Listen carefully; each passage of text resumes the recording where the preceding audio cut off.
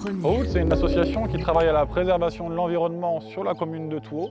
On met en place des actions surtout avec les bénévoles pour essayer de préserver ce bien unique et ensuite d'essayer de le transmettre aux générations futures. Locataire. On est en Nouvelle-Calédonie et ça c'est la zone côtière nord-est qui s'étend de Pointe-d'Imier jusqu'à Puebo. Bonjour, je m'appelle Amaury Durbano, j'ai 31 ans et je suis l'animateur de l'association Haut depuis 2018.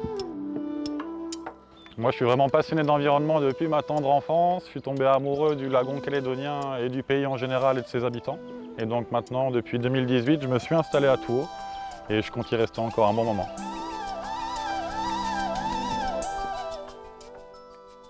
En Haut, en Tchemoui, ça signifie décider en marchant. On se réunit avec les habitants, les bénévoles, tous les acteurs de la commune pour faire un même travail et avancer dans le même sens pour les générations futures.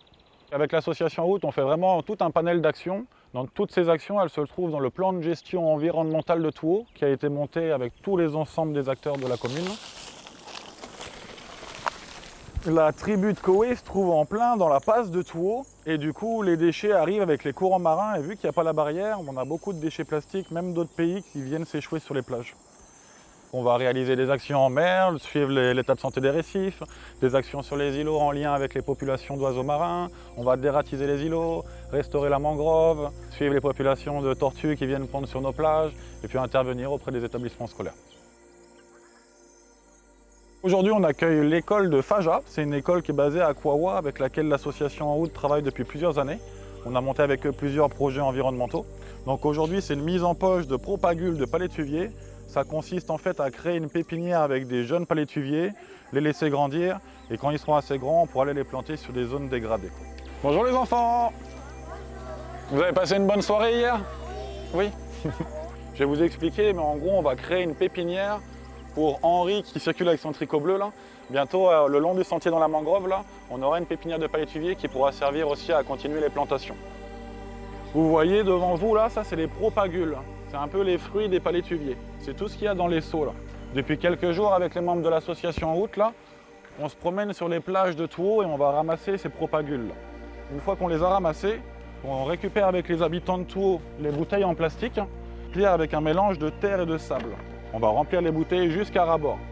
Et une fois qu'elle est bien remplie, on met le fruit du palétuvier dedans. Et après, en fait, il n'y a plus qu'à placer toutes ces poches dans la zone de balancement des marées. Donc c'est Henri qui va surveiller ça là. Et après, les palétuviers, les premières feuilles vont sortir. Et quand ils feront 3 ou 4 étages, on pourra aller les planter sur un autre site où la mangrove elle est abîmée.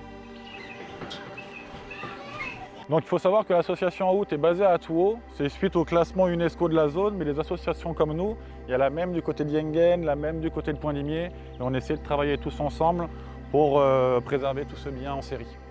Et le danger immédiat, c'est tout ce qui se passe à terre. Il faut savoir que c'est inscrit en bas, mais tout le côté terrestre, c'est une zone tampon.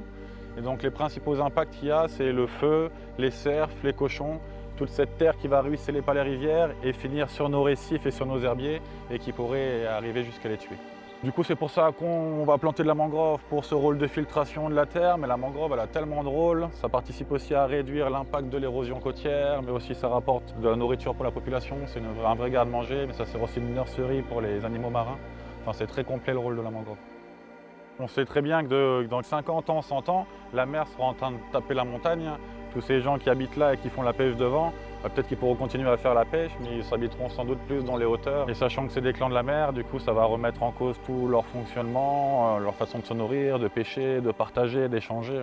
L'impact, il n'est pas que environnemental, il est vraiment culturel, coutumier et social. Ouais, ça fait mal au cœur, mais voilà des témoins de l'impact du réchauffement climatique en Nouvelle-Calédonie. Il faut savoir qu'on est très exposé par la montée des eaux et l'érosion du trait de côte et que les populations qui habitent juste derrière en bord de mer vont devoir prochainement se déplacer. Je pense qu'on peut tous être acteurs de chez nous et que quel que soit l'endroit où on se trouve dans le monde, on a tous quelque chose à jouer, que ce soit dans notre façon de consommer, se déplacer, de ce qu'on fait au quotidien. Ouais. On a chacun sa petite graine à planter. Mon rêve pour demain, ce serait que les récifs et du lagon qui se trouvent derrière nous restent dans l'état de santé dans lequel il est aujourd'hui.